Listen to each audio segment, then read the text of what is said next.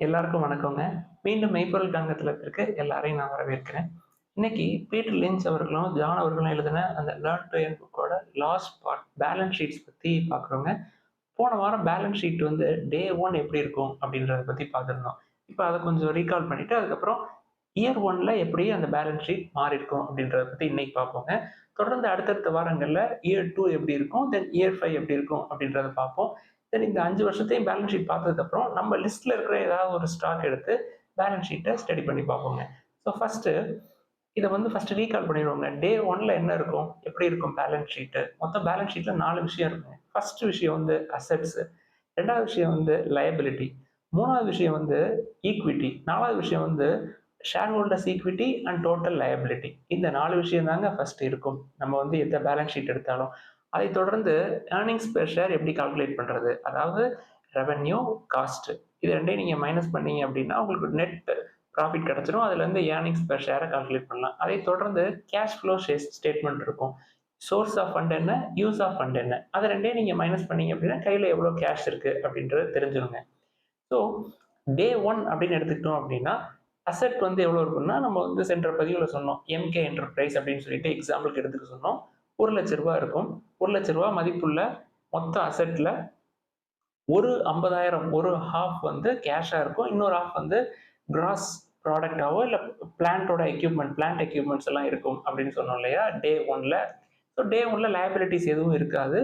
தென் paid இன் capital அப்படின்னு பார்த்தோம்னா, அவர் பண்ற அந்த முதலீடு பண்ற அந்த ரூ. 1,00,000 தான். அவரே வந்து ஒரு 10,000 ஷேர வந்து இஷ்யூ பண்ணிக்குவாரு. ஒரு ஷேரோட பிரைஸ் வந்து ரூ. 10. புக் வேல்யூ ஆஃப் ஷேர் வந்து ரூ. 10. 10,000 × 10 ரூ. 1,00,000 வந்துருங்க. இதாங்க வந்து டே 1ல இருக்கும். சரி. At the end of 1 year எப்படி இருக்கும் பேலன்ஸ் ஷீட் அப்படின்றத பத்தி பார்ப்போங்க. ஃபர்ஸ்ட் இந்த அசெட் அப்படின்றதுக்குள்ள போவோங்க.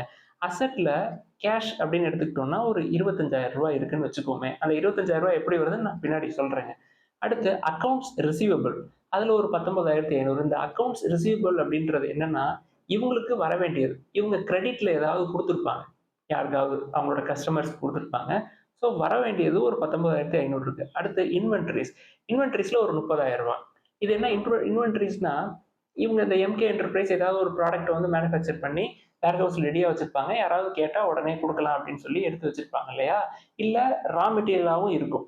அவங்களோட வேர்ஹவுஸ்ல ஃபினிஷ்டு குட்ஸாவும் இருக்கும். 2மே வந்து இன்வென்டரிஸ்குள்ள தான் வரும். அது வந்து ஒரு ரூ. 30,000. ஸோ டோட்டல் கரண்ட் அசெட் அப்படின்னு பார்த்தீங்கன்னா, ஒரு ரூ. 74,500 இருக்குங்க. அதுக்கு கீழ கிராஸ் ப்ராப்பர்ட்டி, பிளான்ட் அண்ட் எக்யூப்மெண்ட்ல நம்ம வந்து ஏற்கனவே ரூ. 50,000க்கு பிளான்ட் எக்யூப்மெண்ட் அதெல்லாம் வச்சிருந்தோம். டேபிள், சேர், டெஸ்க் எதெல்லாம் டிப்ரிஷியேட் ஆகுதோ அதெல்லாம் வந்து ஒரு ரூ. 50,000 மதிப்புல வச்சிருந்தோம் இல்லையா? At the end of 1 year ஒரு 20% டிப்ரிசியேஷன்ல இருக்குங்க. அதனால டிப்ரிசியேஷன்ல ஒரு ரூ. 10,000 போட்டுக்குவாங்க. ஒரு ரூ. 10,000 அதாவது 20% வந்து at the end of year 1 டிப்ரிசியேஷன்னு கால்குலேட் பண்ணி நெட் ப்ராப்பர்ட்டி எவ்வளோன்னா ரூ. 40,000 போட்டுருவாங்க. இதுல மொத்த அசெட் அப்படின்னு பார்த்தோம்னா, மேல ஒரு 74,500 கீழ ஒரு ரூ. 40,000. ஸோ மொத்த அசெட் பார்த்தீங்கன்னா, ரூ. 1,14,500 இருக்கும் at the end of year 1. அடுத்து லயபிலிட்டி. லயபிலிட்டிக்குள்ள உள்ள போனோம் அப்படின்னா, கரண்ட் லயபிலிட்டீஸ்ல அக்கவுண்ட் பேயபிள் இருக்கும். அது என்ன அக்கவுண்ட் பேயபிள் அப்படின்னா, இவங்க குடுக்க வேண்டியது. என்ன விஷயம்? எப்படி வந்து இவங்க எப்படி குடுப்பாங்க? அப்படின்னா, இவங்க ஏதாவது கிரெடிட்ல வாங்கியிருப்பாங்க. பணம் குடுக்க வேண்டியது இருக்கும். அதுதாங்க வந்து அக்கவுண்ட்ஸ் பேயபிள் 10,000. அடுத்து பேங்க் டெப்ட். எதுவும் பேங்க்ல இருந்து கடன் வாங்கல. கம்பெனி எதுவும் வாங்கல. அடுத்தது லாங் டெர்ம் டெப்ட் ஆர் ஷார்ட் டெர்ம் டெப்ட் 2மே வந்து எதுவுமே கிடையாது.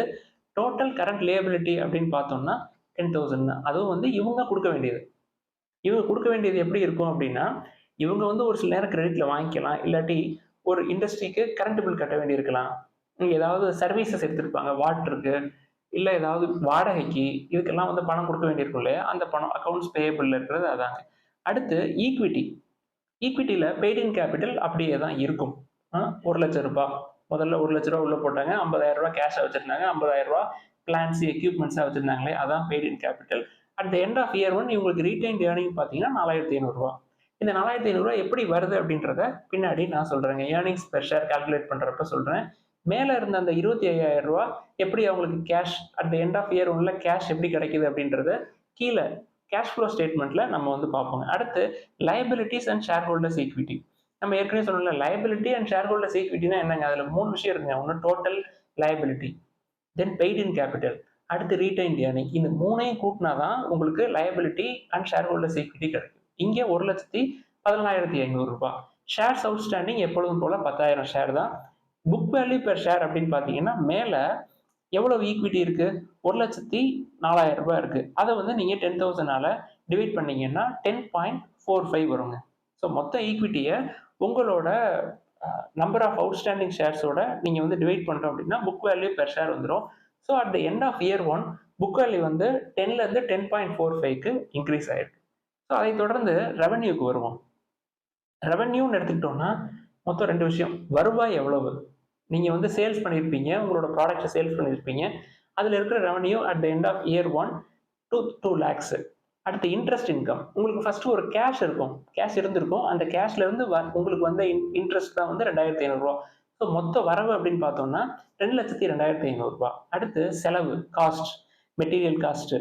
1,10,000. அடுத்து selling general and administrative cost ரூ. 55,000. அடுத்து ரிசர்ச் அண்ட் டெவலப்மெண்ட் எக்ஸ்பென்சஸ் 20,000. இது கம்பெனியை பொறுத்து மாறுங்க இந்த செலவினங்கள்.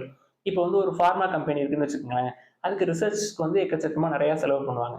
ஒரு ஸ்டீல் மேனுஃபேக்சரிங் கம்பெனி இருக்குன்னு வச்சுக்கோங்களேன், ஸ்டீல் ப்ராடக்ட்ஸ் மேனுஃபேக்சரிங் பண்ணுறேன்னு வச்சுக்கோங்களேன், அது ஃபார்மாவை விட ஸ்டீலுக்கு கம்மியாக இருக்கும். இப்போ ஸ்டீலுக்கும் நிறைய, இப்போ டாடா ஸ்டீல் எடுத்துக்கங்க, அவங்களோட டெக்னாலஜி எல்லாம் மாற்றுறாங்க.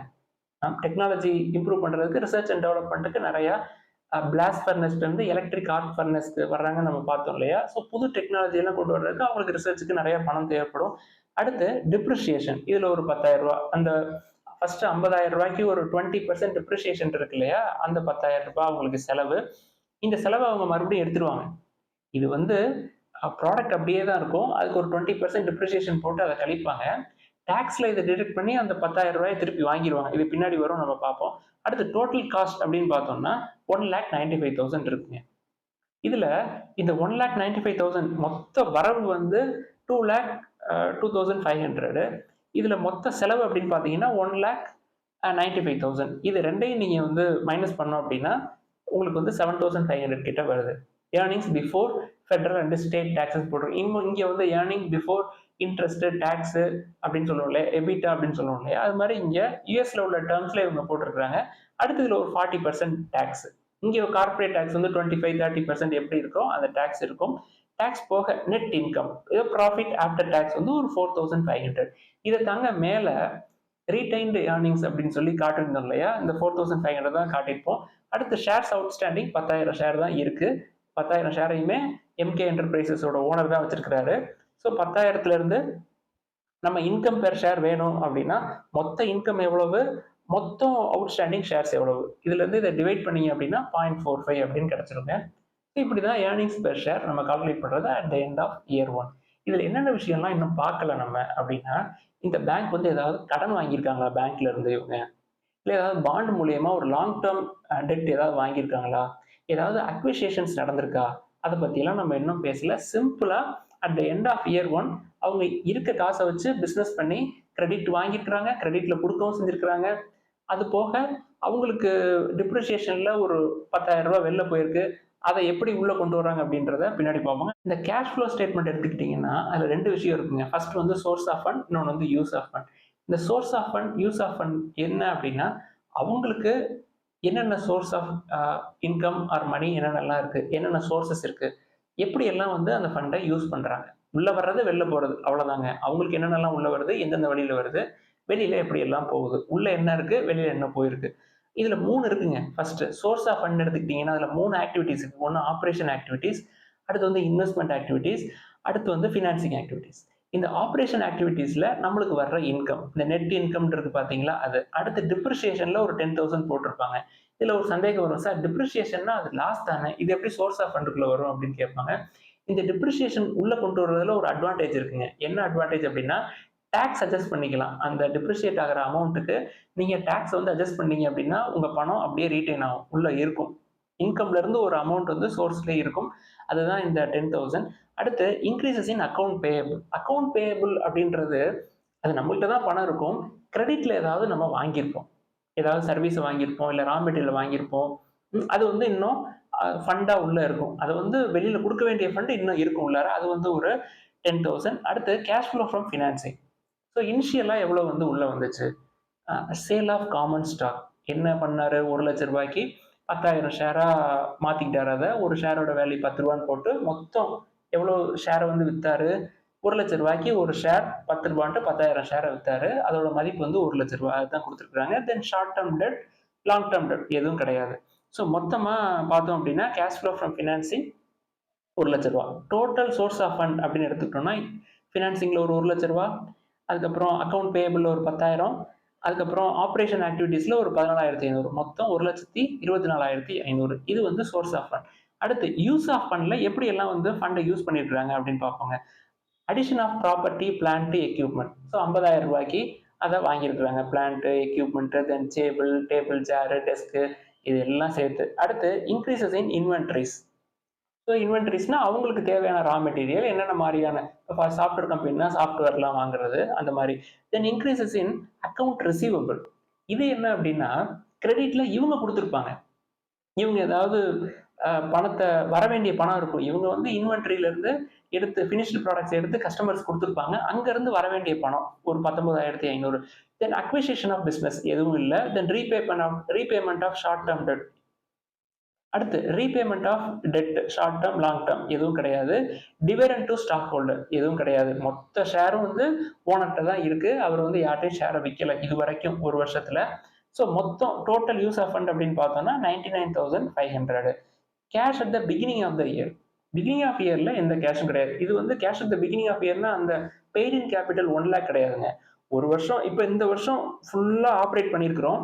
1 வருஷம் ஃபுல்லா வேலை பார்த்து மொத்தம் கையில கேஷ் எவ்வளோ இருக்கு அப்படின்னா, இந்த சோர்ஸ் ஆஃப் ஃபண்டையும், யூஸ் ஆஃப் ஃபண்டையும் மைனஸ் பண்ணீங்கன்னா, உங்களுக்கு வந்து ஒரு 25,000 காட்டுது இல்லையா?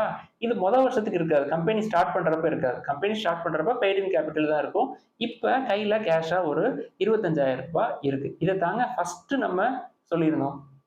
ஃபர்ஸ்ட் நம்ம அசெட்ல காட்டியிருந்தோம் இல்லையா? அசெட்ல ஃபர்ஸ்ட்டு கேஷ் அப்படின்னு சொல்லிட்டு at the end of year 25,000 காட்டியிருந்தோம் இல்லையா? அது இந்த source of fund, use of fund இதோட டிஃபரன்ஸ தாங்க நமக்கு வந்து காட்டியிருப்போம். இது தாங்க வந்து at the end of year 1ல பேலன்ஸ் ஷீட் இப்படி தான் இருக்கும்.